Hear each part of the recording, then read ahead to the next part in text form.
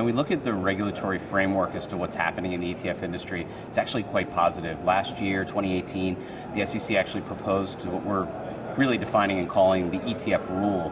But what they're doing is they're actually putting out a framework for people to be able to launch ETFs really easier and at a much more cost-efficient process. So when we think about one of the great things about ETFs, they tend to be really cost-efficient already.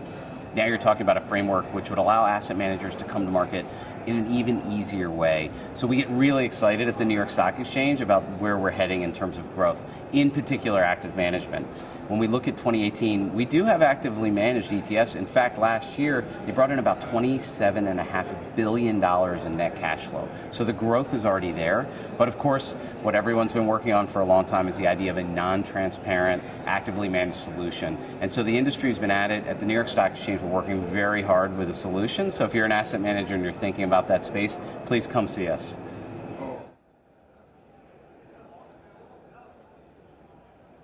Yeah, the volatility of 2018 and that's moved into 2019, it's woken up a lot of people to say, well, what's next and what will the market look like this year in terms of product growth, product development? We're actually seeing more growth year over year. In fact, last year, even with all the volatility, we had 30% more ETFs launch at the New York Stock Exchange than 2017. And the pipeline for this year is actually the same, it's even bigger. Why? Because it wakes up investors as to the various ways in which we can slice and dice our portfolios to take advantage of volatility shifts, to look at factors. So we see a lot of unique and innovative products coming to market from a lot of different issuers. 16 new issuers hit the market last year. So if anything, 2019 is shaping up to be an even more exciting year.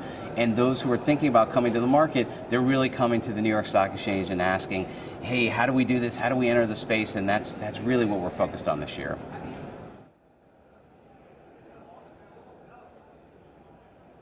The ETF industry has been ripe for entrepreneurs from the very beginning.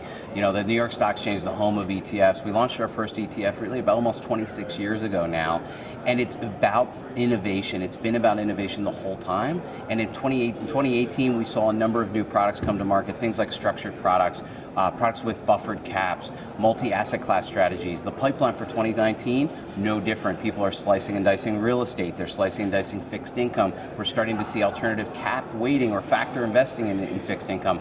A lot of this available through the New York Stock Exchange and our Intercontinental Exchange Index Series. So people can come to us and look at the industry, look at the overall market and say, I want to do something unique and innovative, and they can play in that space with ETFs.